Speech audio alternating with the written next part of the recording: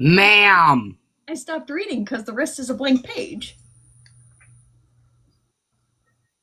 Wiffle ball.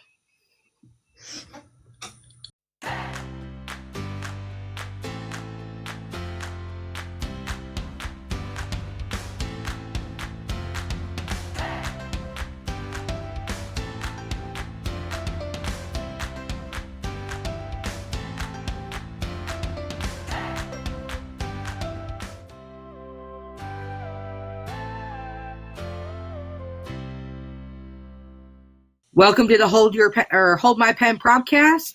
Technically, I'm the host. She's the host. Julie Fisher, author of Destined for More, the Four Queens for 14 series, and the Destin Chronicles, among other things.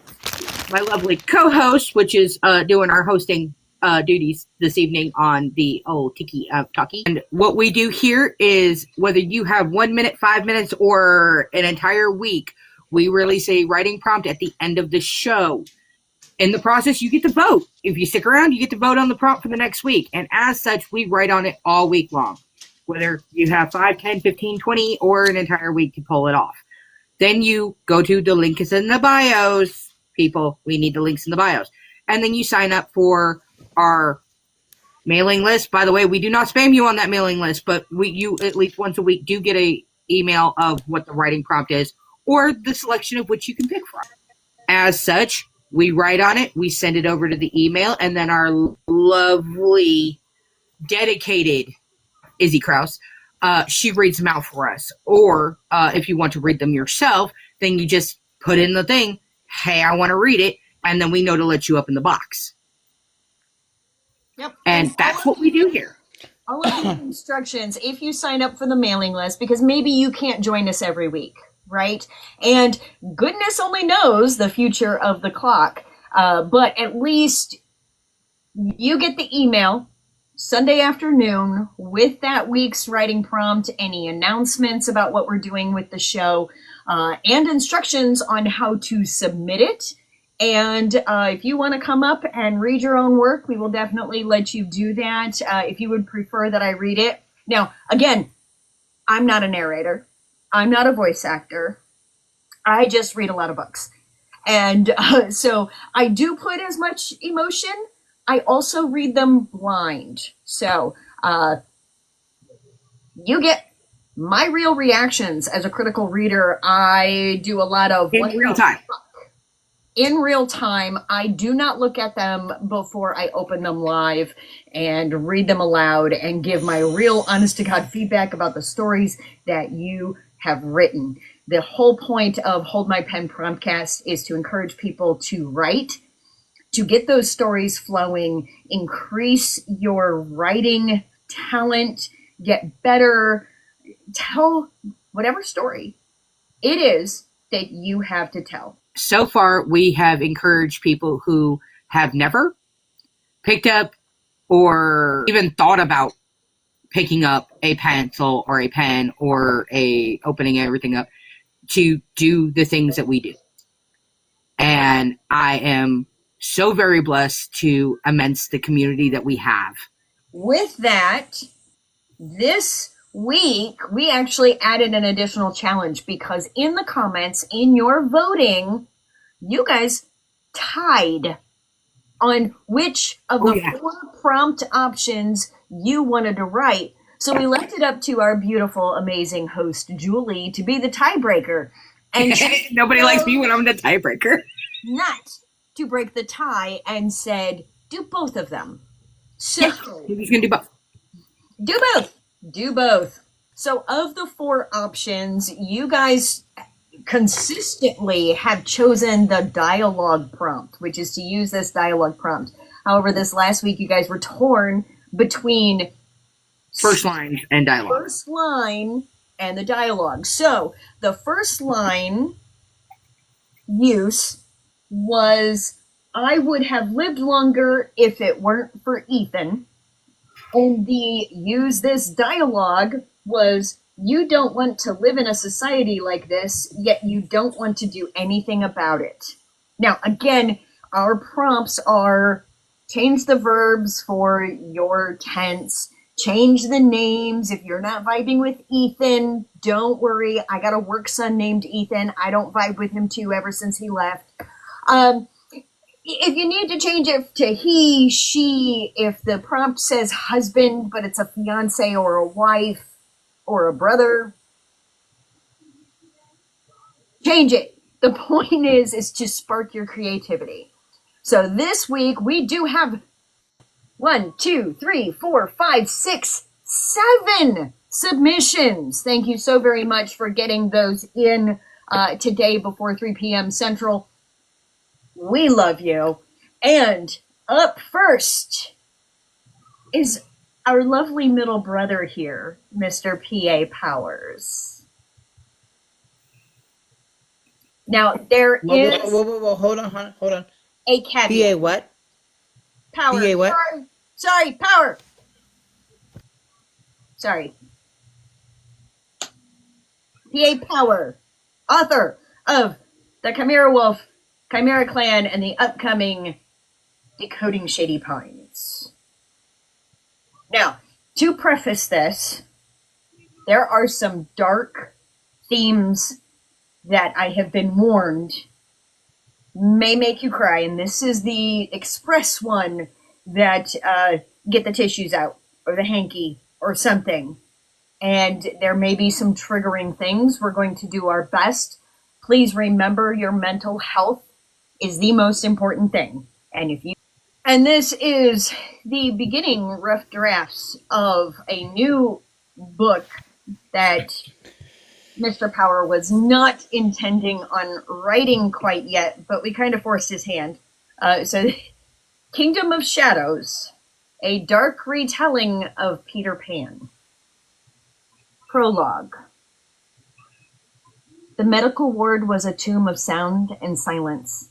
The raspy coughs of the sick punctuated the still air, mingling with the faint metallic clink of instruments being prepared in the corner. Gas lamps flickered weakly, casting long shadows over rows of pale, sweat-drenched children. The air reeked of antiseptic and despair, the scent clinging to every corner like a specter. The smell of death himself clung to every living thing in the room. Dr. Jacobson threw open the ward doors, letting the scene fully unfold before Dr. Andrews. Dr. Andrews, do you really want to live in a society like this? His voice was weary, but sharp, slicing through the oppressive quiet. A society where children suffer like this, and yet you do nothing about it? Dr. Andrews barely flinched, his face cold and devoid of sympathy, twisted into a smirk. That is enough, Dr. Jacobson. These poor, filthy bastards don't deserve the shot. I don't know why we waste our time and money trying to save the scum of the city. These children are the lowest in society. I would not even call them a part of society. The ones I care about are being cared for, good doctor. A sharp gasp came from Sister Agnes, who stood nearby, her hands trembling as she clutched a clipboard to her chest. Dr. Andrews, these are children. They are gifts from God. Dr. Andrews snorted, brushing past her. If God so loved them, sister, he wouldn't have made them sick in the first place. If he loved them now, he'd cure them or take his gifts back. All I see is a room full of trash.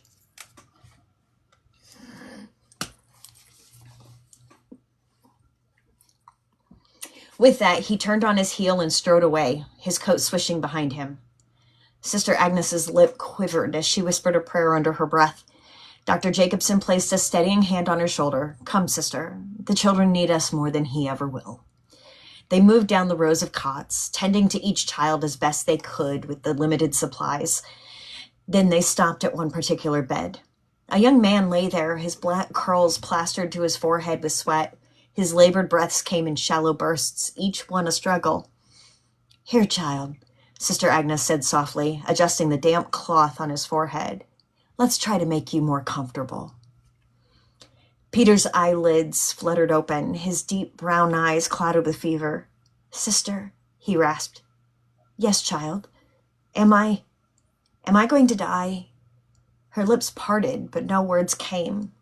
She brought a hand to her mask, pressing it tightly against her face as tears began to fall. Her mask was already stained with the traces of countless prayers that, for weeks, had gone unanswered. Peter managed a faint smile. "It's okay, sister. I would have lived longer if it wasn't for this flu and that joke of a doctor." "Peter," she chided gently. "Not Dr. Jacobson. He has heart." Peter's brows knitted together as a wave of pain racked his body. He groaned, squeezing her hand for comfort. "It's that other one." Sister Agnes smoothed his hair back, her touch gentle as a mother's. "Sweet Peter," she whispered, there was never a time when you were alone." Peter's fevered gaze met hers, his lips trembling. "Sometimes it feels like I am, though, alone in the dark." She turned and pulled back the curtain beside his bed, revealing the full moon glowing brilliantly in the sky. "Look, child. See the moon? If you look closely, you'll see a face in it."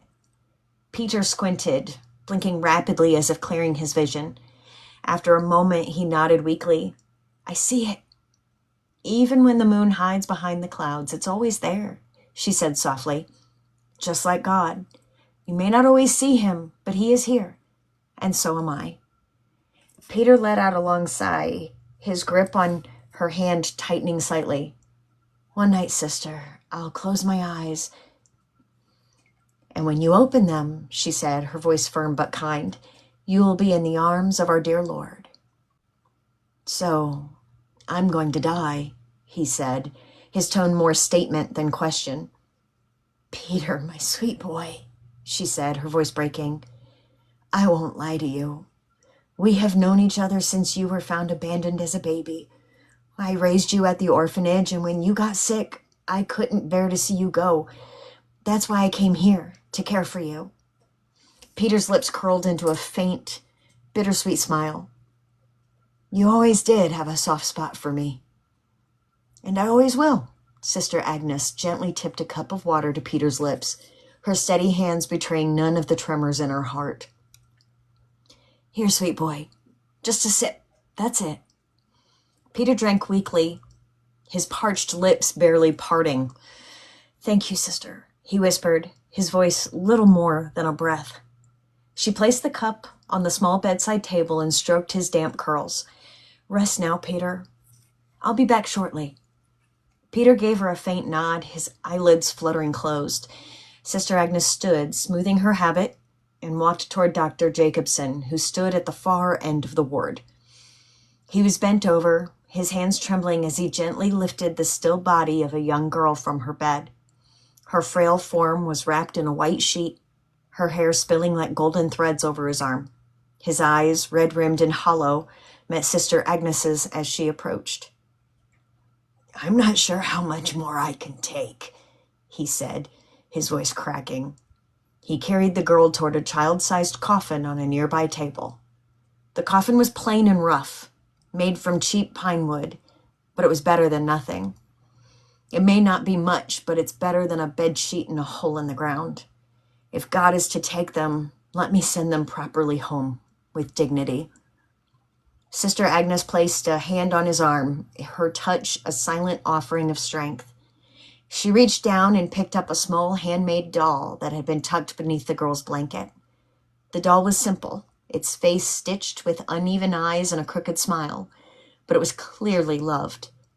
Agnes gently tucked it into the child's hands. "Here you go, Elizaveta.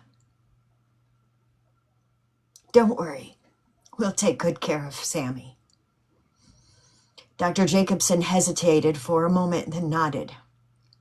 He arranged large, fragrant lilies on the girl's chest, their sweet scent overpowering the sour stench of sickness that clung to the ward. With a sigh, he placed the coffin lid over her, his hands trembling as he nailed it closed. The sound of the hammer echoed in the silent ward, each stroke a dirge for another life lost. When he was done, Dr. Jacobson hoisted the small coffin onto his shoulder and carried it outside. The night air was sharp and cold, a bitter contrast to the suffocating heat inside the ward. A horse-drawn wagon waited in the street, its driver, a gaunt, wiry man, ringing a bell and calling out in a sing-song voice, "Bring out your dead! Bring out your dead!"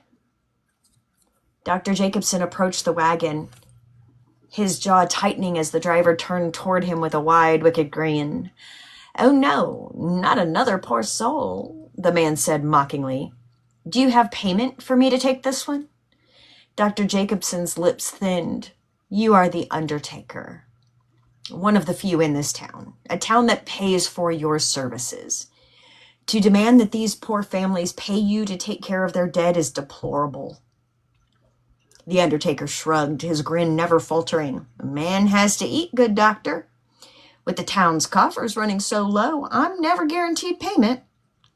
Dr. Jacobson's eyes darkened as he set the coffin in the wagon. "Is that why you've been counting your bodies twice? I know what game you're playing, but you won't with my children." The undertaker's grin faltered for a moment before returning, though it now carried a hint of unease. "Careful with your accusations, doctor. It wouldn't do to make enemies in a town like this." Dr. Jacobson leaned closer, his voice low and full of steel. "If I catch you stealing from these families again, you won't need to worry about enemies. I'll make sure you answer for it." The undertaker said nothing, his grin slipping as he turned away to adjust the reins on his horse. Dr. Jacobson stepped back, watching as the wagon rattled off into the night, the bell tolling with each bump in the road. Sister Agnes, who had followed him outside, stood silently by his side. She placed a hand on his arm again, this time holding on for longer. "You did right by her," she said softly. "By all of them."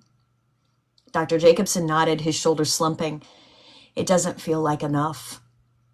"It never does," Sister Agnes said, her voice thick with sorrow. "But it is all we can do."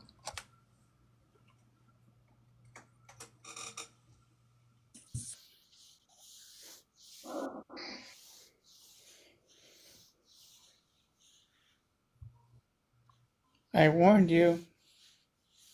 I was fine until you used that name for the little girl. I was fine until it was my name.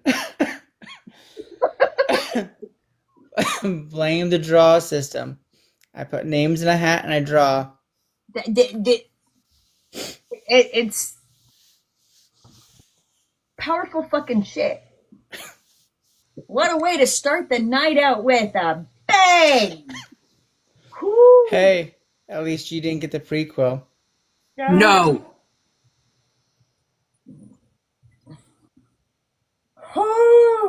I got the prequel. That was bad enough, okay?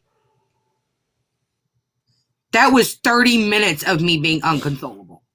Again, that is a perfect example of how the prompts themselves can be adjusted, right? In this case, it wasn't Ethan, it was the flu.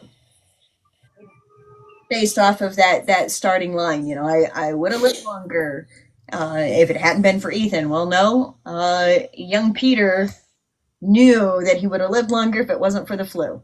So, prime example of how they're adjustable, and the point is to get the gist of it.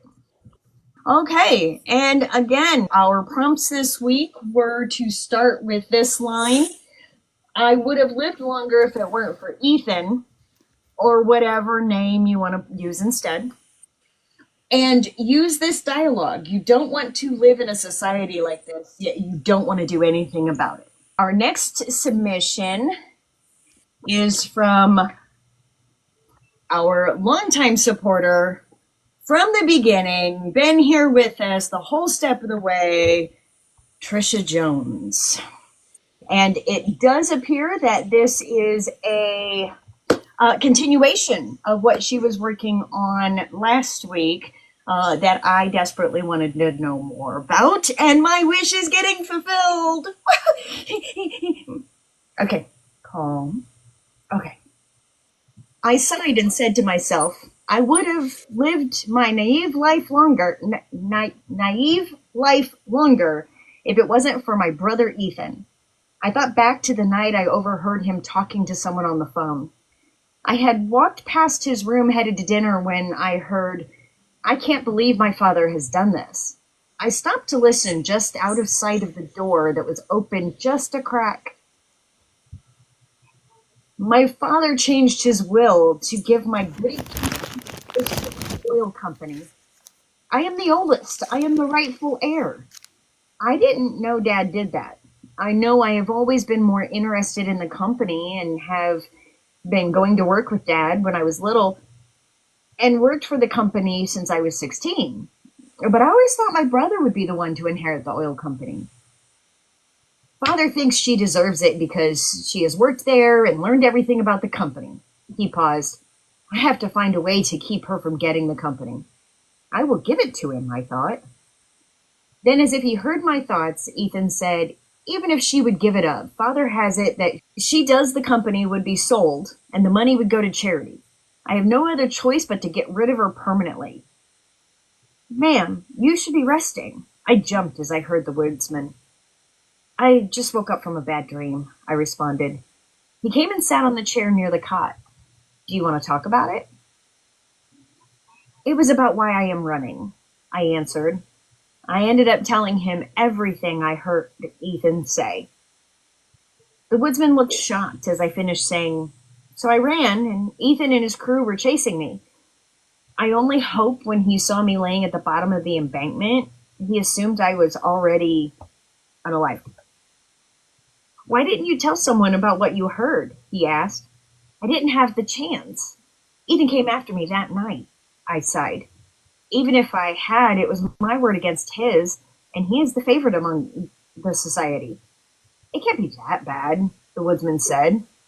Believe me, you don't want to live in the society like this one, I said. Yet I don't want to do anything about it. What? Look, I love my dad, and I love working at the company. I don't want to give that up, I sighed. I have to deal with the issues with the society to live the life I want.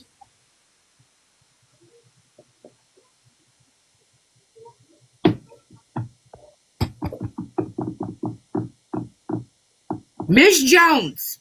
Miss Jones. Now, I know you've said in the past that some of our prompts they don't generate stories that strike you and aren't your normal jam. But,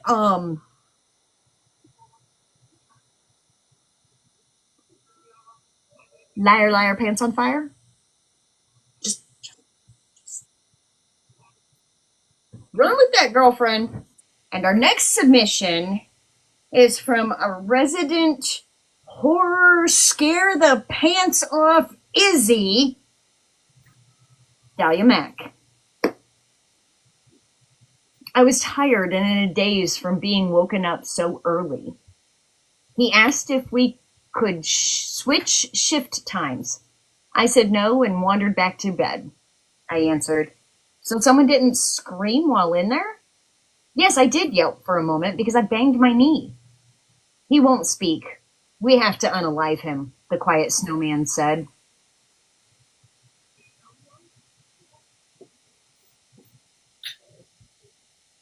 Just as they both reached for me, I was sucked into a floating candy cane.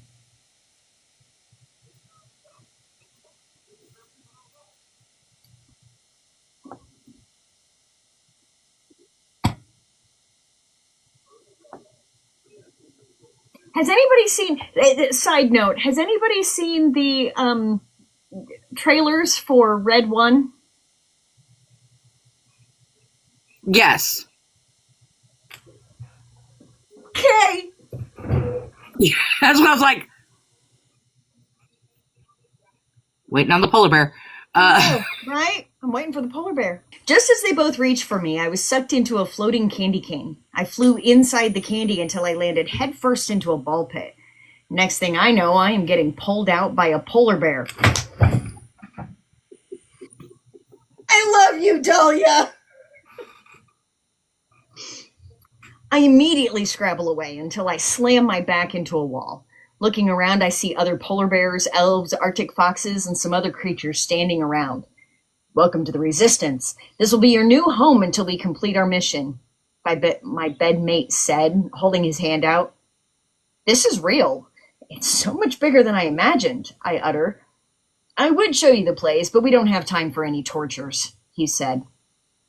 I followed him into a homemade movie theater that looked like it was made from scraps. I took a seat in one of the many tire swings hanging from the roof. The screen turns on and a video of Santa having a group conversation in one of the mandatory meetings where all the elves are gathered together. Dear elves, you work for me, and I will supply you all with better living conditions. I will create a world where you are no longer afraid of the creatures that will come after you.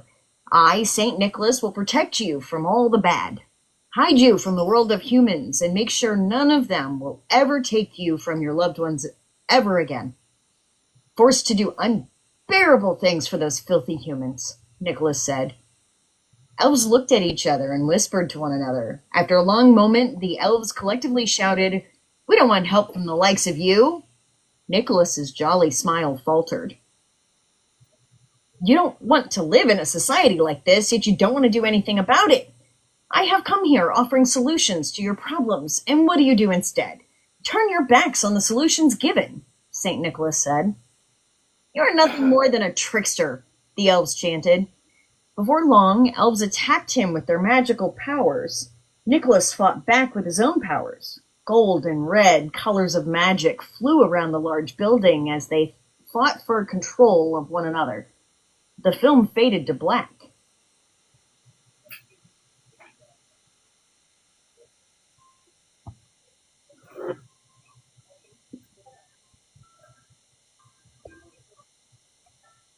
Do you remember this battle back before the old man started calling himself Santa?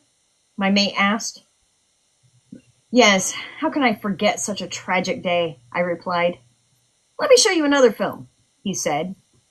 A new video started playing. This time it was when all the elves were sleeping.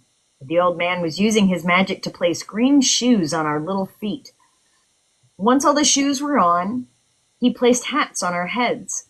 A green fog swept over the room as the film faded. Do you remember this? The dude asked. No. When did this happen? I asked. Shortly after the fight. We can't pinpoint an exact day. This is when he took control of us.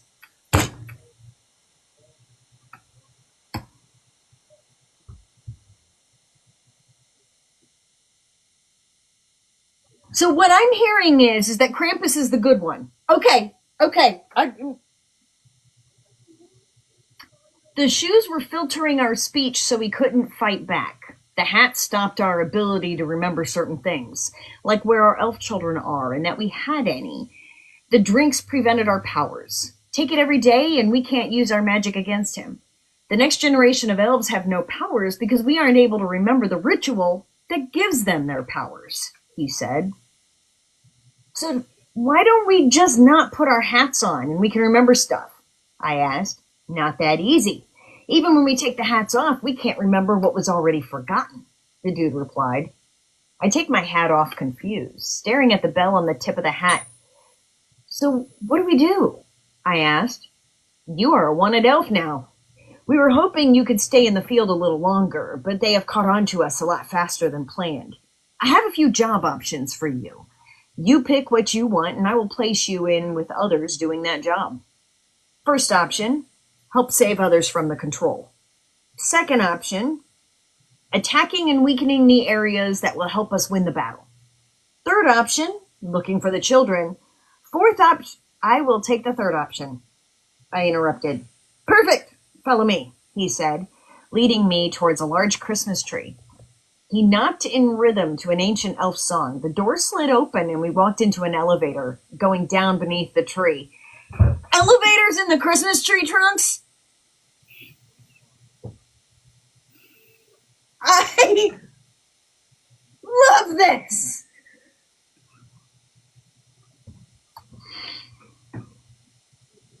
Images of me singing that song appeared, but the room was blurry, and only the sound of me humming to the song was clear.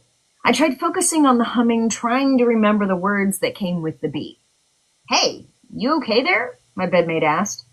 Yeah, just blurry memories of the rhythm you knocked to, I replied. You're remembering something? Just me humming the song. I can't remember much else, I said. I have an idea, he said, pulling me out of the elevator, running towards a group of elves huddled together. The group of elves were surrounding a map of the North Pole town. Green, red, gold, gray, and black pins all over the map. Hey, does anyone remember the words to our old holiday song? My bedmate asked. Everyone looked at each other. We will have to ask one of our elves in the field when we get a chance. Why do you ask? An old elf asked, his gray beard swirling at the end. I really thought you might have remembered Bernard. Bernard! We found Bernard! We found Bernard! Sadly, it was the first memory to go when everything happened, Bernard said. I stood around analyzing the map. Twisting feeling filled me as I pondered what was missing. The candy cane pole in the center of the town. While houses circled around it, behind the house were shops of all kinds. Toy shop, post office, greenhouse, barn, and tons of other buildings with different functions. There was a marker with Santa's house drawn over the gathering tree. We were surrounded by candy cane forest, but the map had two clear areas inside the candy cane forest. Red pines surrounded the area, or red pins surrounded the area. Why are there red pins around two empty spots in the map? I asked. We aren't sure. We sent a few out there, but they never came back. We might suspect the children are there, Bernard answered. Maybe. Have we tried under St. Nicholas's house? His house seems untouched beside a few red pins. Those empty spots could be a distraction, I said. Can't be. Why would they guard with so many nutcrackers? Another elf asked. I don't know. I just have a gut feeling those empty spots are a trap for us. One is definitely the runway for the Jolly Man's sled, I replied. That might be true. This is an old map before that man came around, so there's a lot that could have been added after he took control, that we have no idea was added, Bernard said. We can't just go into Santa's house and look for secret passages to see if the children are there. Last time we sent my brother, and he would have lived longer if it weren't for Santa catching him, an elf said, glaring at me. Maybe that's why Santa unalived him, I said. We aren't going into Santa's house. Unless you want to go in and risk your own life, then by all means, go for it, they retorted. Send me in, and I will go look around, I replied. The gears turned for the next couple weeks as Christmas Eve was upon us. I prepared myself for what was to come. My nerves ran rampant as the time to act was on its way. As Christmas Eve was here, it was time to act. Dahlia! That's where she left it? That's where she left it! What is he doing? Making elven stew?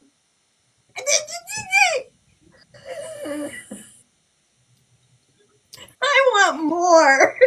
Dahlia? Tastes just like chicken. You do realize we're going to have a conversation a little bit over in the cord, right? We're going to have a conversation. Because that's... Oh. Tastes just like chicken. It's finished. This is just... Ma'am, that needs to be finished, polished, a few edits, because, again, these are all rough drafts. They're always rough drafts because you only have a week, but that needs to be published. By next Christmas. By next Christmas. Because, unfortunately, we're not going to hit that deadline for this Christmas, but we can hit it for next. Yeah. Just the edits, a little bit of developmental catching between some things. Dahlia, get up with me. Get up with me. I got this one. I got this one. Moving on, because now our flabbers have been gasted. Now let's see how many more times our flabbers get gasted. Right? Exactly. Okay, again, our prompts for this week were to start with this line. I would have lived longer if it weren't for Ethan. And use this dialogue. You don't want to live in a society like this, yet you don't want to do anything about it. And our next submission is from my bestie in the whole Gosh darn world, Kesh Butler. And then if you come over to the Cord, we're all a big, huge family over there, people. So if you have comments and feedback, Kesh Butler would be very happy to hear them about this. And this is a continuation of her epic little freakazoid scary circus in the middle of the... Okay. And to recap, the hiker has apparently died by touching the gaunt man in the middle of the woods, and that's where we're at. I would have lived longer if it weren't for Ethan, she sighed as she followed the clown that was carrying her lifeless body through the canvas corridor that wound through the tent. She had to walk fast to keep up with his long stride, each footfall thumping as they impacted the ground. She watched as her body's arm limply swayed with the rhythm of his steps, causing her worry about what was going to happen to her if they ran out of time. She also wondered what the deadline was to get this task of reuniting her body and soul back together. Who is Ethan? The ringmaster came up on her right. The reason I went for a hike today. The reason I am now here with you, lot. She motioned to her surroundings. Ah, I see. So you are blaming him for your misfortune. And do you think you do not have any blame in this situation? He asked, a gleam forming in his eyes. I mean, I don't know. Why would I have blame in this situation if I just went on a hike to cool down for yet another argument with him? I can't seem to be able to make any sense of why I'm never doing the right thing or doing enough to satisfy him anywhere in life. So again, he's the reason I am here. I couldn't stand to be around him anymore. Her tone was sharp and annoyed. Please don't ask me about him again. I was trying to get away from him. I want to be away from him. This was an escape for you then, he grinned, briefly flashing his sharpened teeth. I guess you could say that. She withdrew into herself and became very quiet. Ethan was a touchy subject at any time since the relationship had grown cumbersome. But for whatever reason, she always went back. She always loved him and couldn't imagine being without him. But she couldn't stand being around him either. The duality of relationships, she thought. Well, you do have the choice to not go back if he is that cruel to you, he replied. His statement sounded like an offer to her. No, I need to go home. My cats and my plants need me. I need them. Then we will continue our journey and take you to the underworld to visit the Lord of Souls. There was reverence in his voice when he said the title. Who's that? She replied. The Lord of Souls is he who lords over souls in the afterlife. He weighs the deeds that you have done throughout your life and decides if you are to be punished or rewarded. He is who can reunite you with your body. He also can take you to where all souls go when they part the mortal realm. He will be the one to decide if you can go home or not.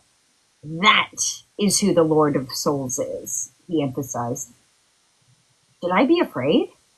She stopped and stared the ringmaster in his eyes. That is a good question. Do you feel like you should be afraid?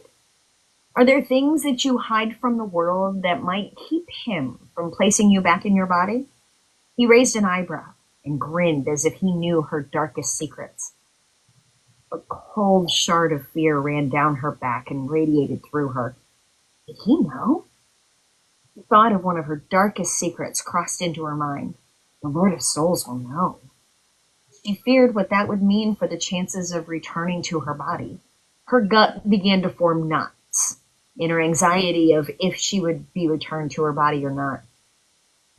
The Lord of Souls is omniscient, like God?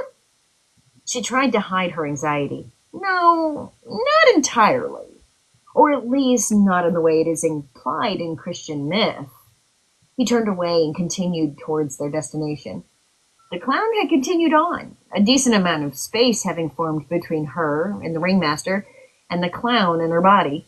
She stood, feeling unable to move as thoughts raced through her mind.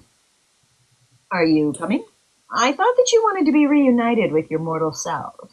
If you get lost, we can't get that accomplished, can we? He urged her to follow. Yeah. She trailed off and finally began to move forward again. I really need to get back home. I need to take care of things at home. She urged herself on. She felt there could be a chance the Lord of Souls wouldn't know and would deem her worthy to continue living. I just have to get through whatever this guy throws at me and I'll be fine. She tried to calm herself down. I just remain calm and I can go home. That's it. Just follow us and it will all be over soon. His statement pulled her from her thoughts with its ominous undertone. That didn't sound very encouraging, she muttered under her breath. I'm sorry, my dear. What did you say?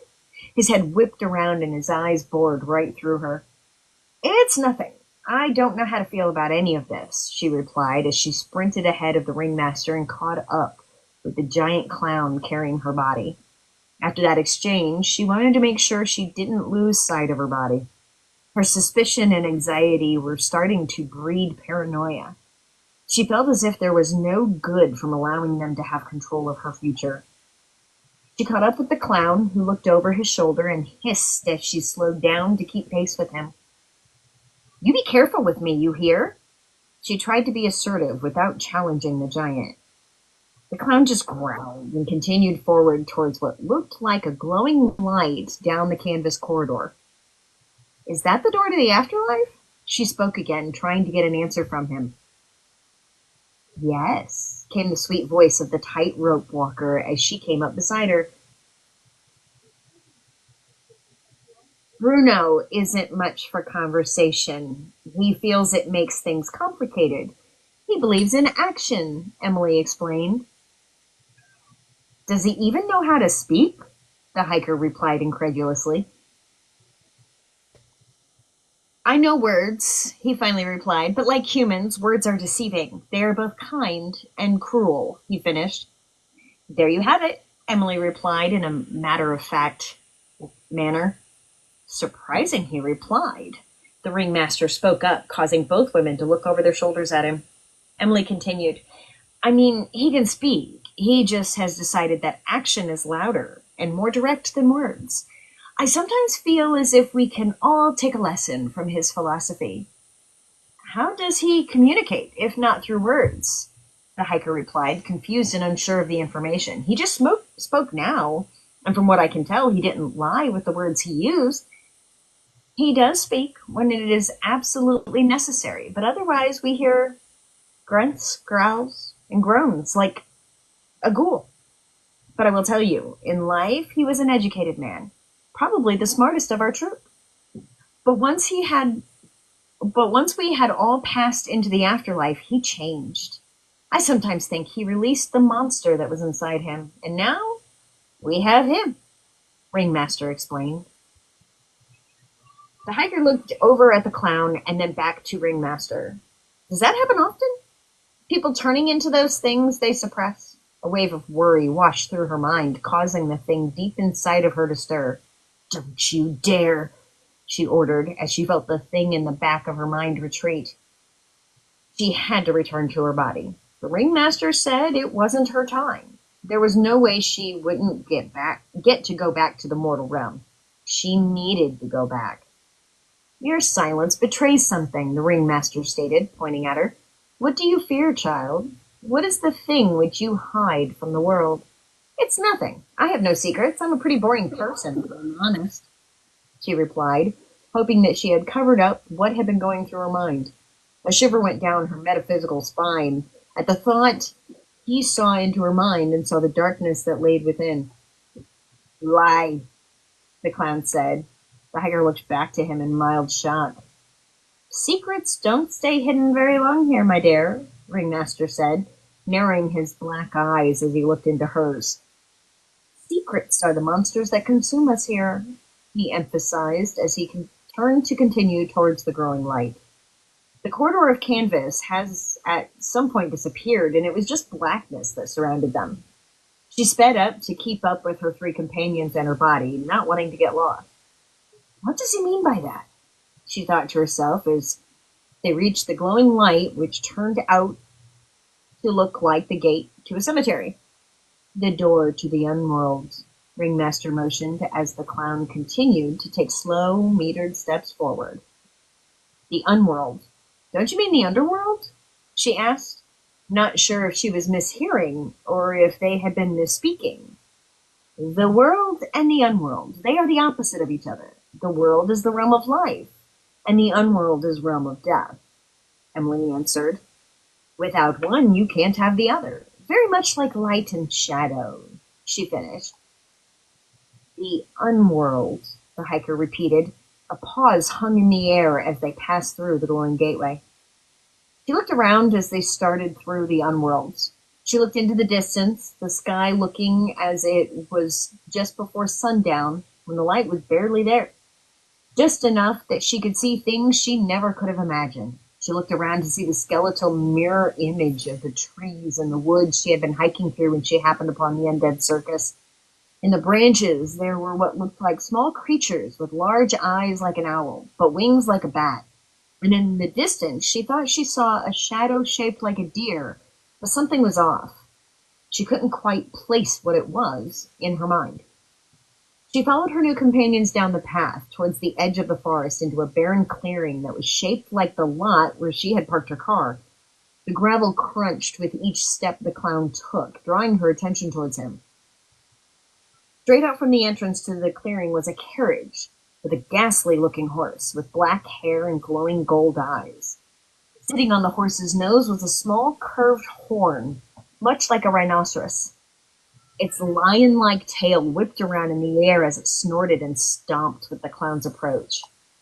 She had the sense that the creature was afraid of the clown. This only made her feel more wary of her predicament. The ringmaster motioned for her to approach the carriage, indicating the door on the side. She stepped forward and touched the handle, her fingers trembling, and opened the door. A pale red glow came from inside as she looked in, seeing nothing but dust and the velour seats within. The clown came through the opposite door, gently placing her body in one of the seats, and then closed the door. She stood looking at herself, her head reeling from the sight of her own body sitting before her.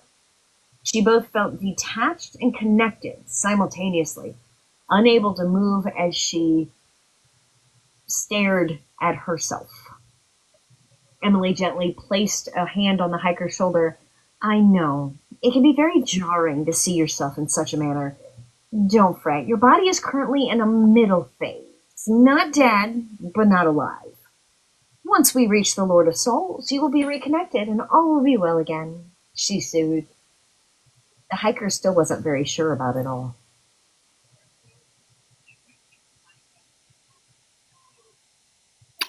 That's where she left it? Me and Miss Kesh are going to have words too. Okay, I'm just going to make a list. I mean, I understand it's got to stop somewhere, but right there.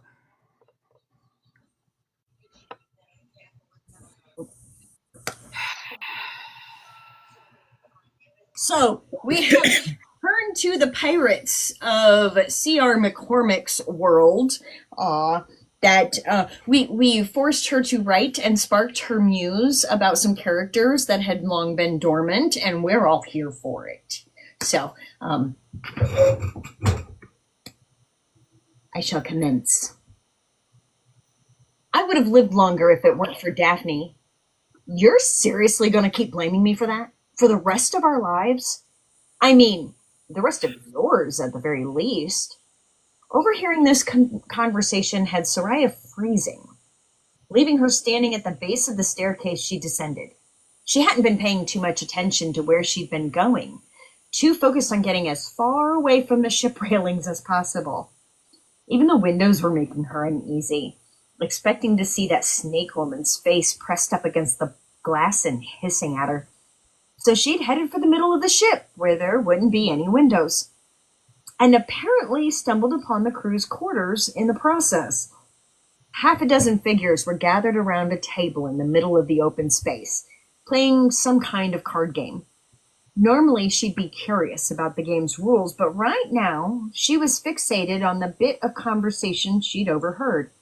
It left her staring warily at the young man and woman that had been snarking at each other. Twins, she assumed, considering how damn similar they looked to each other. I am not going to spend the next 50 years apologizing for something that wasn't my fault, Darius. The woman spoke as she set a card down and stacked several bright tokens into a small pile.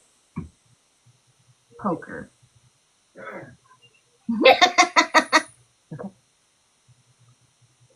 You're the reason I went into that damned nest in the first place, her twin retorted, and she reached over to tap him on the nose. Considering you're the one who got bit and not me, it sounds like you're the one who shouldn't have gone in. His response was to bare fangs that invoked a wary curiosity in Soraya when she saw them. There was a vampire on the ship. A vampire that was now staring at her, as was the rest of the crew gathered around the table. Soraya was no stranger to the mingling of races. Even in high society, humans rubbed elbows with all manner of varied creatures. Elementals were the go-to choice for performers at fancy parties, with their mastery over the aspects of nature making them a grand sight to watch. Elves rarely deigned humans worthy of their time, other than to engage in bitter trade wars. But half-elves were as ingrained into high society as humans were. Orcs made for popular choices as guards and security. Falconites had always been the race that fascinated her the most. The humanoid birds were an occasional sight at the parties the upper class loved to throw, with their perfectly preened head feathers displayed in a manner that any wig maker would envy, and the clawed fingers at the crest of their winged limbs blunted and smoothed out to not be threatening, which was a far cry from the falconite she'd spotted in the rigging of the Midnight Wave. Their feathers had been roughed up and disheveled, and not only were their claws still thick and deadly sharp, they'd even been capped with gold for extra flair. Soraya had seen the glint herself when said bird person had flipped off another crewmate during a heated argument. The undead, though, the living and the dead did not mingle. That was a given rule that everyone knew, even children. Vampires, ghosts, zombies, wraiths, the living and the undead did not mix well. Her only experience with the deceased up until this point was when her mother had paid a cleric to remove the ghost of her great-grandfather from their library. Apparently, the elderly man had left several books unread that he wished to finish so badly he couldn't pass on until they were read out loud to him. Okay, same. I'm about to say we figured out what Izzy's gonna be. Same. Soraya had sat outside the door and listened for the first couple days until her mother had caught her. She'd been scandalized that her daughter was developing a fascination with the undead and went to great lengths to make sure Soraya never encountered one again. And here, Ridley had a member of the living deceased on the ship. Soraya fidgeted where she stood, trying to work out if it would upset the crew if she moved to sit with them. Ridley said she was part of the crew, but she knew that wasn't true. She was a prisoner with walking around privileges. Whether those privileges extended to socializing was left unclear. Judging from the way they were staring at her, she suspected this group, at the very least, did not welcome her presence, and the urge to run away quickly became overwhelming. When the floorboards under her feet shook, her eyes went wide as she watched a massive, pale-furred minotaur duck through a door on the other side of the crew quarters.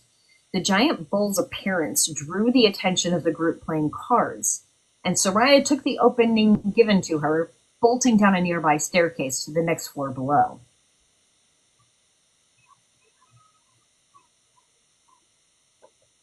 Finding the room blessedly empty, she dropped to sit at one of the many bolted-down tables, emotionally wrung out at this point. This was all becoming too much. She should have stayed in that medical room she'd woken up in and continued to reviews cooperation. Instead, she was wandering around the ship and making herself look like a fool in front of the crew. Soraya never thought she'd actually miss that stupid tower, but she found herself wishing she was back in it. She hadn't even gotten a chance to move her own belongings in yet, or look through what her grandmother had left there. Feeling tears starting to sting her eyes, she pressed her hands against her face and forced herself to take deep breaths. No, she was not going to break down in front of the crew. She could cry later, when she found her way back to the infirmary or some other private place she could have all to herself. The faint smell of cooked meat told her she'd found her way to the galley, and such was not a place to have a complete meltdown. Instead, she focused on trying to pinpoint what exactly was being cooked, hoping it would distract her from the torrent of emotions whipping through her. "Don't think I don't hear ye written around in there," called a deep, resonating voice, and Soraya's head snapped up as her back straightened, looking around wide-eyed for the source of the voice. "Yeah, you know when breakfast is. Missing it don't mean you get to sneak on in and pinch a snack from the stores." Looking towards the end of the long hall she sat in, Soraya stared at what looked from this distance to be an impressive kitchen. Low countertops separated it from the rest of the room, and she could just make out the shape of several cupboards beyond that, the warm glow of what was likely a fireplace illuminating them. She couldn't help wondering about the safety of having an open flame on a ship. Movement caught her gaze, and her eyes went even wider as a leathery, gray-green, bald head came slowly into sight from around the corner. Solid black eyes stared at her, and a wide, slightly beaked mouth was twisting in a slight frown. The neck kept stretching outwards, long wrinkles and folds set deep into the loose skin. The rest of the figure lumbered around the corner a moment later, and Soraya grew curious as she realized the cook was a terrapin. This had to be the Bodell Ridley had mentioned earlier. The captain had some interesting choices for his crew. How long were wait times for the food if a turtle was cooking? That was great. Odell continued to stare at her, then let out a soft grunt as he finally turned away, disappearing from sight once more. "I suppose you're a fair exception to that rule," he called out. "Bit too busy being worked on by Shauna to come and get breakfast. Come on back, I'll get you something." Soraya's stomach chose that moment to remind her that she hadn't eaten since before her grandmother's funeral, and she hesitantly stood up. Crossing the long room, she leaned over the counter to see what Bodell was up to, and her breath caught at the closer sight of him. Thick, solid arms with long fingers, all connected with webbing, were putting together what looked like a bowl of fruit for her, and matching thick, wide legs carried him across the kitchen in short strides. But it was the shell that held her attention the most. Several feet wide and tall, his shell was beautiful, like a well-polished emerald of the darkest green she'd ever seen. Deep scars and notches were cut into it, proving he'd seen his share of battle. But she was most fascinated by the patterns and images carved into the sectioned surface of it. These must be his version of tattoos. Wave patterns, stars, lettering, and even a couple stylized sea monsters all decorated the thick plating. She couldn't help staring, wondering if they hurt the same way ink tattoos on skin had to.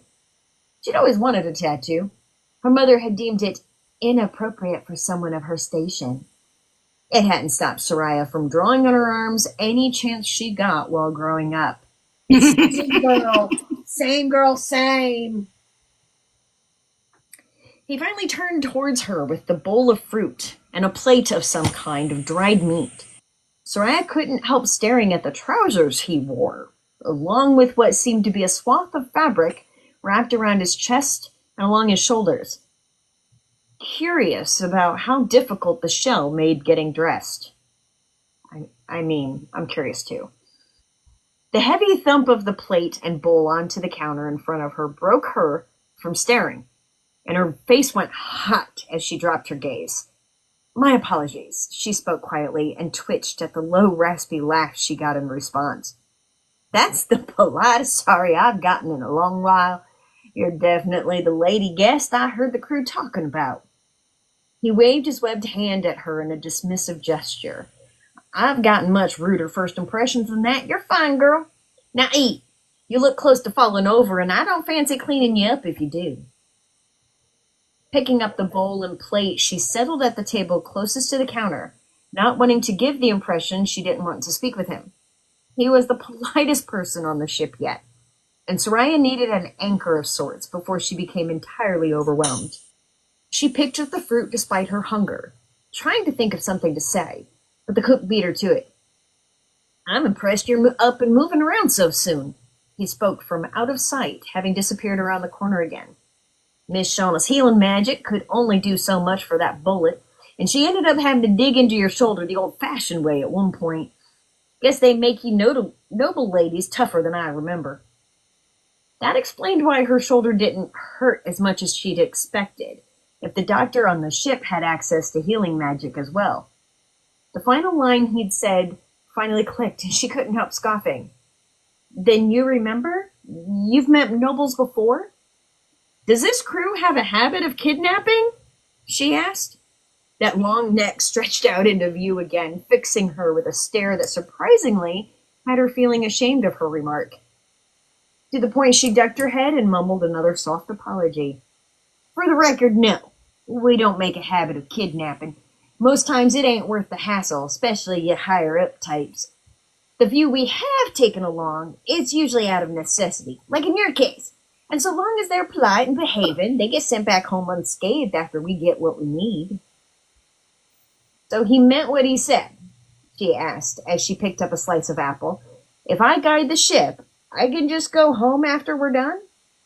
Assuming that crazy fool don't get us all killed in his grand scheme, then yes, we'll be planting you in a rowboat and sending you back to shore from a distance, Bodell assured, coming back into sight with a freshly cleaned fish clutched in one hand. She watched in fascination as he started carving up the fish, admittedly surprised at the speed he was moving at. His legs may be short, but his hands were quick. She silently admonished herself for assuming he'd be a poor choice for the kitchen. Letting her hunger win out, she finally started eating as she considered what Bodell had said. He apparently had faith Ridley would send her back home once he was done with her, that she wasn't in any danger on the ship as long as she was polite. This was a far cry from what she'd expected of pirates, aside from the colorful collection of races that made up the crew at least. Chewing on the hunk of dried meat, and genuinely trying not to think about what it was made of, she looked towards the cook once more. You said you had experience with nobles before? He nodded as he started breaking up the freshly removed fish bones and tossing them into a massive pot of water. Before I joined the wave, I was a royal chef, he admitted, and Soraya stopped mid-bite of a strawberry, staring in genuine disbelief. Wait, you worked for royalty? Yep, served the kings of Edar for 47 years, was his response. Soraya's food lay forgotten as she stared at the terrapin in genuine disbelief. Edar was a large country in the Embering Dunes, the western territory belonging to the Fire Guardian. It was a powerhouse when it came to cuisine, so someone being deemed worthy of serving the kings had to be unrivaled in skill, especially for near 5 decades. How did you go from a position like that to working on a pirate ship? She asked, not even trying to hide her fascination. Fidel laughed, shaking his head as he tossed the fish's head in with the bones as well. Captain Ridley broke into the Flame Temple, looking to make off with some holy relics that were being stored there. Unfortunately for him, the monks were holding a vigil at that time, and his heist didn't go quite to plan. He took to hiding in the wagon that was bringing me supplies for breakfast, and the two of us just stared at each other when I lifted a crate of peaches and found him eating my freshly delivered snowberries. Soraya found herself entranced as he told the story and watched him work in the kitchen, deciding this was now her favorite place on the ship.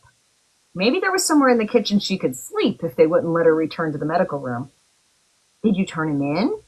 She asked, and Bedell shook his head. Never got the chance. He popped out of the crates and put his pistol to my head, telling me to stay hushed and he'd walk out of there without hurting no one. I was fine with that. But then he went and tried to take a piece of the cake I just finished decorating. So I thumped him on the head, and he looked at me like I'd insulted his honor.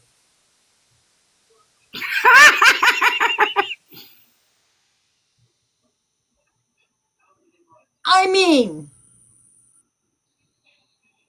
Don't you know that you never fuck with a baker? That's rule 1 of the kitchen. Rule 1, you don't insult the baker and you don't put your finger in the icing. You don't put the finger in the icing. Absolutely. Bodell chuckled, shaking his head as he started cutting up potatoes. Then the damn fool gives me the biggest grin and asks if I want to go sail on the seas with him. I thought he was mad, told him to get out of my kitchen before I called the guards. How'd he convince you? She asked, finishing off the last of the fruit and tearing the strips of meat into smaller pieces. He asked me if I'd ever cooked with Laco berries. That had me pausing, and he told me that I'd have the chance to use that and even more weird and rare things if I went with him. I asked why he'd want a complete stranger he only just met to travel with him, and he told me...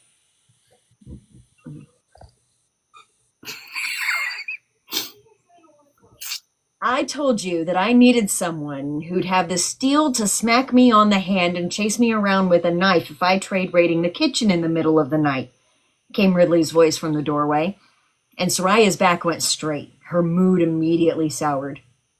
With a crew like this, I need a dragon to guard these food wares if we're going to have enough to survive on. And since Marcus told me I can't have an actual dragon... Since when do you listen to other people's demands? She muttered, glaring at him while he strolled down the food hall towards her, that delighted smile of his set in place once more.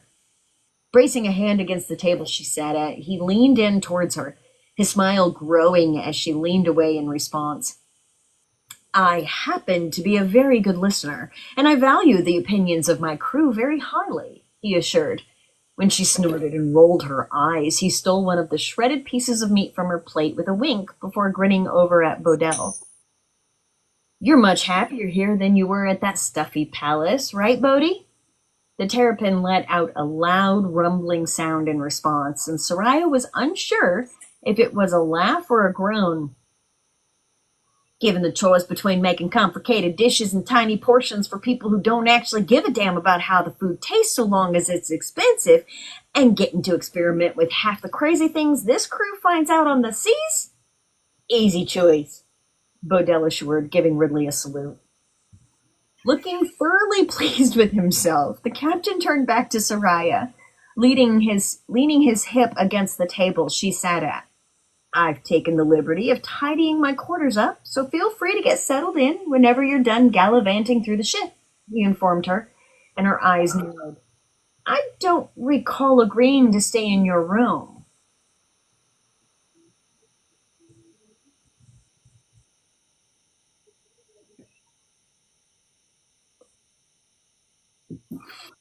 Well, you can't keep sleeping in the infirmary. Shauna needs that to work. She's been very kind to let you sleep off the healing, but now that you're up and about, you can get settled somewhere else. Well, it's not going to be with you, she assured, stealing back the plate of shredded meat before he could take another piece. Ridley leaned forward once more, a devious glint in his eyes. And where exactly do you plan on staying, if not in my rooms, princess? Damn! He asked, and Soraya swallowed down the instinct to correct him, knowing he was doing it on purpose at this point. The only other private quarters belong to Marcus and Shauna, since they're married. Are you planning on sleeping at the foot of their bed like an obedient pup? Or were you planning on taking a risk by staying in the general crew quarters? Damn! Talk about just... Are you telling me your crew is a threat to me? She asked, lifting her chin in silent defiance of his attempts to intimidate her. The crew is far less of a threat to you than the captain is, Bodell grumped from behind the counter, and Ridley shot him a scandalized look. You dare impugn my honor. My intentions are entirely deviant, the cook interrupted, shooting him a flat look. You'll give that girl 2 nights to herself tops, then you'll be worming your way back into that room. Don't sit there and act otherwise. Bodell looked at Soraya and nodded his bald head back towards the kitchen. It's no four-poster bed, but there's a smaller hole in the back of the kitchen where I keep the food. Most secure room in the entire ship. We can get a cot set up in there for you to sleep on if you want. Soraya gave the terrapin a grateful smile, then turned a smug look up at the red-headed captain. The blatant pout he was wearing told her Bodell had been entirely correct about his motivations for offering his room to her. Bam!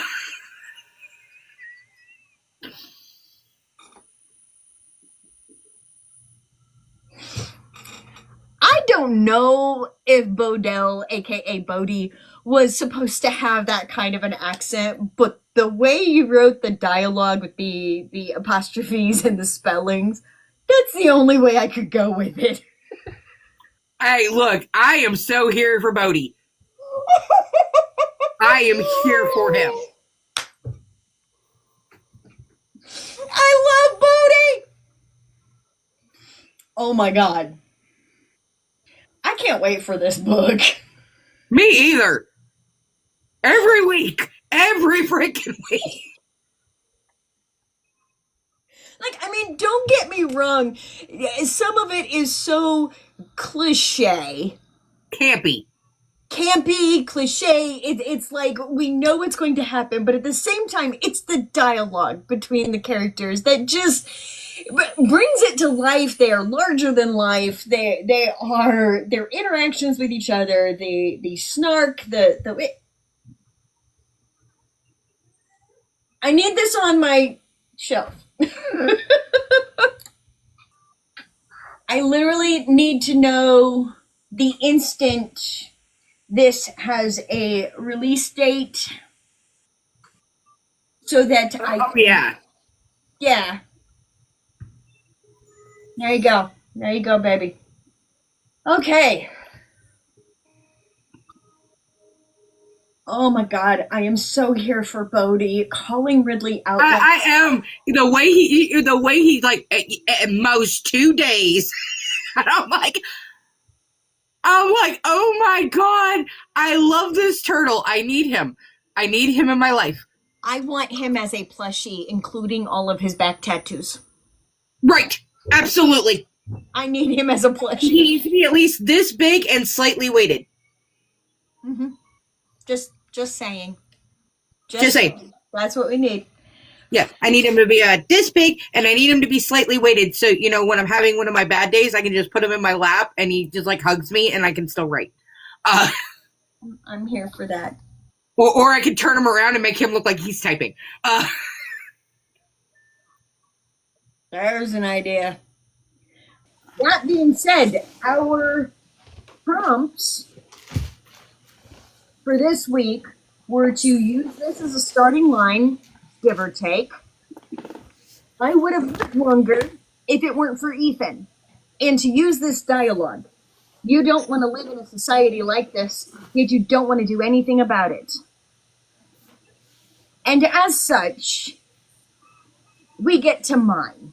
So I will not be having the in-time reactions because, You wrote it. I'm the asshole. What are in-time reactions? Yeah. So I'm the asshole who wrote this. So for your non-poker face reactions, watch that screen. Yeah, watch me. They would have lived longer if it hadn't been for Finn Connors, and you bloody well know that. The bastard has to pay for his neglect. Think of the children, Em. He may be their only living family. Surely he won't leave them to the system once he knows about them. Give him a chance. The phone reception crackled. Their parents are dead, Luce. I can't keep caring for them, especially after 8 months of not getting paid. I didn't leave when the Ashfords became sick and were dying because I'm not a heartless prick. But it's time for me to move on. I got bills to pay, my own life to live. No, I understand that you couldn't leave. Emily, be honest. This has more to do with the lottery ticket than the elusive Finn Connors. Emily grimaced, feeling guilt as she knew Lucy was right. Shut up, Luce. They need their family, not their unpaid and unemployed governess. Look, I have to go. I found the address for the estate in a cabinet before the mortgage company and sheriffs came to toss us out. I have to get the children to Connors before social services finds us. Then I can be free of this whole mess. In the cool October air, her warm breath created puffs of steam with each word as she slammed the sedan's trunk closed. I know that tone, Emily Ellison. You don't want to live in a society like this, yet you don't want to do anything about it. You are literally in a position to make a lasting change for these children, and yet you refuse because you are a coward. But go ahead. Dump them in their hour of need, even though you are the only thing familiar they have left. You've been with them for 8 long-ass years, and were paid well. You are as much family to them as you are to me. Mummy and Daddy would be ashamed. I'm just thankful they are too dead to see you. Her sister disconnected. Thanks for the support, sis, Emily grumbled. Finn carried his laptop and ledgers to his office desk, the long day of paperwork hunching his shoulders. A faint knuckle rap sounded on the door behind him. Mr. Connors? His head of security sounded nervous. Mr. Connors, we have a young woman at the front gate who... As Finn rounded the desk corner to face the guard, his sigh conveyed his irritation without glancing up. Yes, Mr. Crawford, there is a woman, but you are not dealing with this yourself because... Sir, I think you will want to come down and see this for yourself. Although not a normally anxious man, Crawford strangled his black, nondescript build cap tightly between his thick fingers. Finn sighed and dropped his stack to the desk surface. He took a slow breath and looked up from his hooded eyes distractedly while he lowered his body to the office chair. Crawford, how long have you worked for me in your current position? 5 years, sir. And in those 5 years, have you ever known me to come down to the front gate for any reason other to leave the property in my own damn town car? Finn steepled his fingers at his chin, ignoring Crawford's discomfort. No, sir, I haven't. But, sir, I didn't think it wise to bring her to the main house without your approval first, under the circumstances. Crawford hurried on before Finn could utter any of the typical questions every veteran guard hated. The further question of their competence. No, she does not have an appointment. No, I have never seen her before. Yes, her ID appears to be in order. And yes, she's pretty to look at. He stood straighter. But as your head of security, Mr. Connors, his voice regaining a bit of his usual confidence with his words, you need to take a look. He motioned behind his back towards the door. Another security guard emerged from the dim hallway, holding a tablet used by the top levels of the Connors security force to access the compound's CCTV feed. As he passed the tablet to Crawford and stepped away, Crawford nodded in acknowledgement. Thank you, Phillips. You may return to your post. He placed the tablet in front of Finn, tapped the screen to activate the zoom feature, and whispered, I think you'll make an exception this once. He also pulled a handkerchief from his cargo pocket and set it beside the tablet. Finn looked duly perplexed. Crawford was undeniably a composed and collected man. He was never prone to dramatics and carried himself with a stoic professionalism that resonated with every member of the security team. So what exactly was it about the woman at the gate that unsettled Crawford, disrupting his usual rhythm and causing him to act so uncharacteristically? Peering at the live footage of the woman standing in the cold on the other side of the forbidding front gate, he idly opened a corner of the handkerchief. The car parked on the opposite shoulder of the road was unremarkable, but still a high-end model. There appeared to be 3 children in the car. In the front seat slumped a teenager, perhaps a preteen, with 2 younger children in the back seat. I don't run a charity here, Crawford. I understand, sir. Look in the handkerchief. Finn turned to look at the contents and was startled. A photo of a couple with 3 very young children, 2 complete pairs of canine-like teeth with roots, a set of his and hers wedding rings, and a locket glittered back at him. Jack, he whispered. In the following silence, Crawford frowned. Sir? Finn remained motionless, mouth ajar and eyes glazed. Crawford cleared his throat and spoke more forcefully. Sir! The boss shook his head as though coming up from a dusty basement. What? Oh, yes. I'm coming after all. Bouncing from foot to keep her legs warm, Emily's anger kept her torso toasty. She turned to look at the town car and grumbled into her coat collar above crossed arms. This is unreasonable. Making me wait outside this long. To make the children wait in the car like this. It's criminal. What is criminal, miss, is walking up to a stranger's estate expecting to gain entry for no reason. The voice practically growled from behind her, from the other side of the massive gate. She whirled to face the dark-haired stranger flanked by the 2 security guards she spoke with earlier. It is late October, Mr. Connors. There are children in the car. I've been waiting 30 minutes. He refused to look at her, or up from a tablet he held.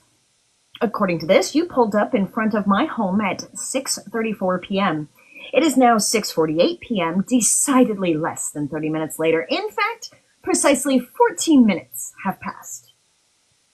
He turned to the security guard with a hand out expectantly and watched as the guard placed her ID into Mr. Connor's waiting palm. So, miss...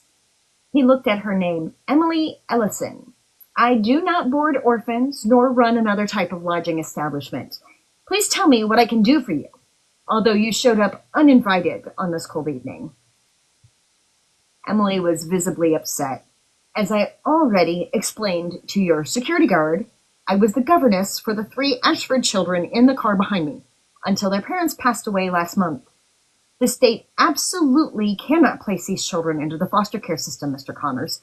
If they do, they will be separated, and they are all each other has left. I found a file folder with your name and this address among their parents' belongings. I am hoping that you are either related to them or know someone who is. It seems you have taken on the role of protector for them, Miss Ellison.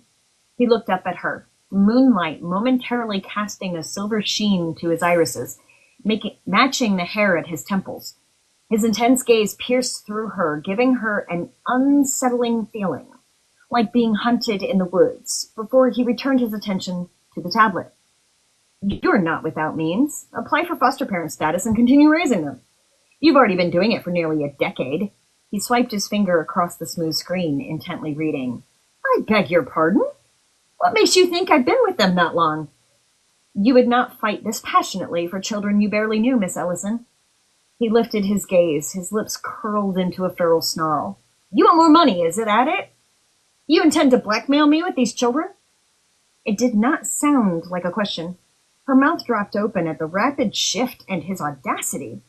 Well, I never! She planted her fists on her hips and snarled back. Return my ID now, Mr. Connors. I am leaving, and it is illegal for you to keep it from me. No. Excuse me?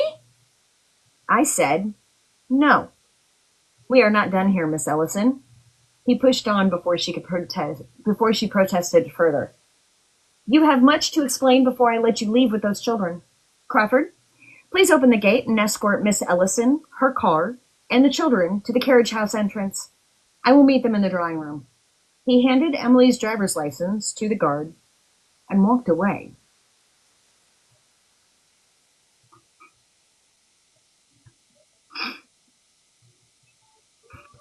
Lavinia, would you be a dear and warm up some of your famous beef stew?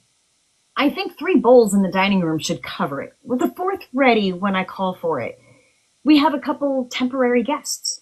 The children are likely tired and hungry, so they should eat right away. Their governess and I must talk first before she is invited to stay as well. We will be in the drawing room. Thank you. The housekeeper dropped the hand towel from her trembling fingers with wide eyes. Mr. Connors? Children? At Thistledown? Yes, Lavinia, that is what I said. We will need some rooms made up. Given the unfamiliar surroundings and the presence of strangers, it would be best if the children shared a room tonight. Miss Ellison will naturally be next door or across the hall from the room, if she stays. Would it be possible to complete that relatively fast? The older woman's face brightened with barely contained joy. Of course, Mr. Connors. Right away. She wiped her hands on the apron of her uniform, which she insisted on wearing despite his objections, and hurried with small, bustling steps toward the walk-in. Oh dear, there will be children at Thistledown again. Finn suppressed a smile and walked out of the kitchen, shaking his head.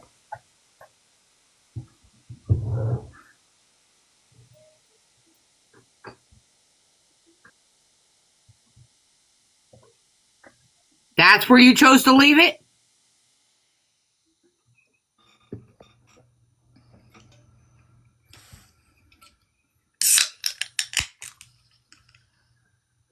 Ma'am. I stopped reading because the rest is a blank page. Wiffle ball.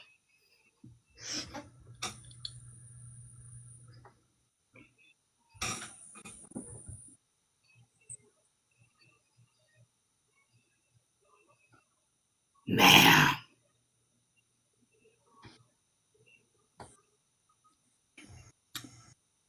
Yes. We're going to be having a conversation later.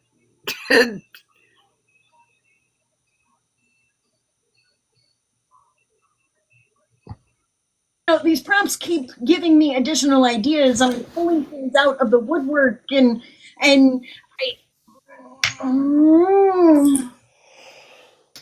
So what I am hearing is that A Whisper of Fear and Orphans of the Moon are going to need to be written fully and potentially published before next Christmas. Yes. Not potentially. Must. Let me get through this little project I'm working on that is severely behind. Yeah, I agree. And then I will get to working on these two books and potentially having some wonderful short books for y'all to rant and rave and yell at me and go, why haven't you been writing for 10 years?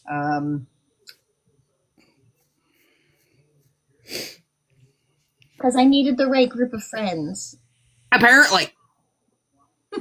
You just needed to find your family, that's all. That's all. That's all. So, roll the dice. Ouch. Okay, it's coming back out. And it rolled under my 65. 5 and alive.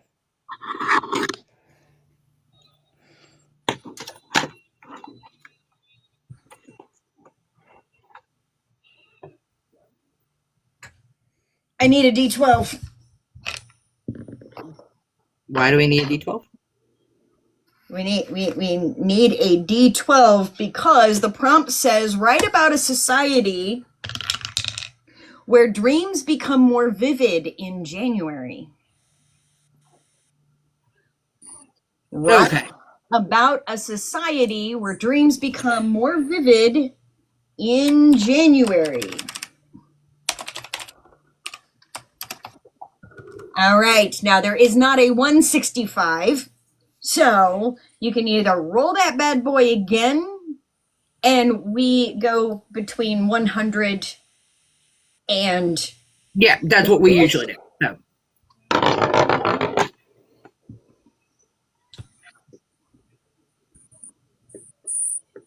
Let it stop doing its dance. Hold on. 1. So, number 101, write about a character's journey to a summer paradise.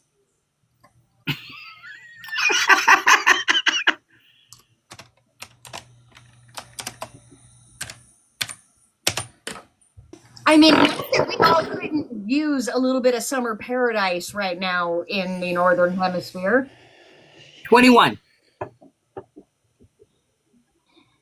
Starting line. Under the ledge where they sat, they could see rocks tumbling past them into the ancient water ahead.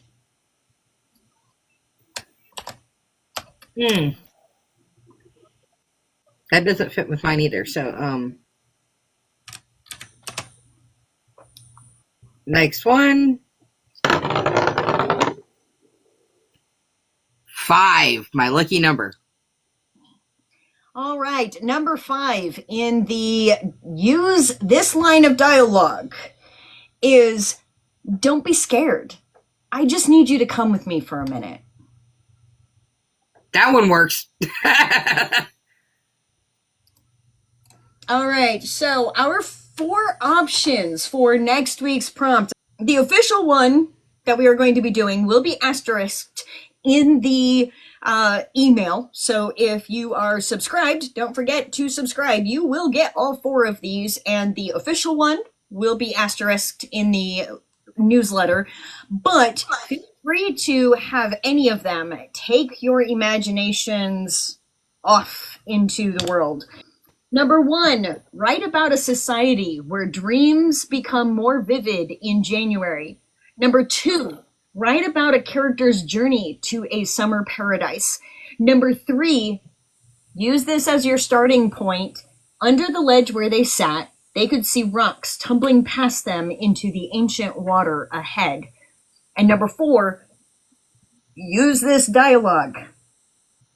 Don't be scared. I just need you to come with me for a minute. We have an overwhelming number 4. Anybody have any dissenting? No? No? Going once? Going twice? Y'all are killing me with these dialogue tags. Now, again, sign up for our newsletter. Use our link in bio where you can sign up for the mailing list. You will not be bombarded, I promise, only 1 a week after your initial welcome emails. Number 2, there's also the Discord link. Please join us. We come, we hang out, we chillax, we laugh, we encourage each other. And the number of times that these folks have helped keep me company while I'm folding laundry is innumerable at this point. So thank you once again for showing up and giving us your words, sharing your words with us so that we can laugh and enjoy and cry and sob and be a part of your writing process. All right, guys. Thank you so much for hanging out with us this week. We love you guys. Remember, be brave, be bold, but always stay humble, and we will catch you again next week.